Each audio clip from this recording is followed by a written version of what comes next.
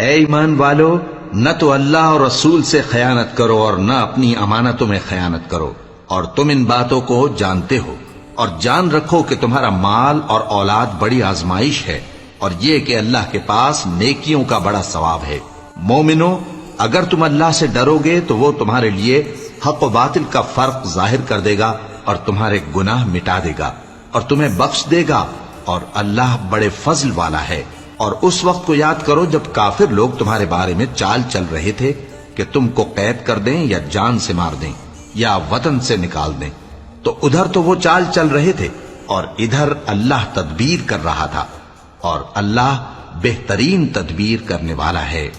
اور جب ان کو ہماری آیتیں پڑھ کر سنائی جاتی ہیں تو کہتے ہیں یہ کلام ہم نے سن لیا ہے، اگر ہم چاہیں تو اسی طرح کا کلام ہم بھی کہہ دیں، اور یہ ہے ہی کیا، صرف اگلے لوگوں کی حکایتیں ہیں۔ اور جب انہوں نے کہا کہ اے اللہ، اگر یہ قرآن تیری طرف سے برحق ہے تو ہم پر آسمان سے پتھر برسا یا کوئی اور تکلیف دینے والا عذاب بھیج دے،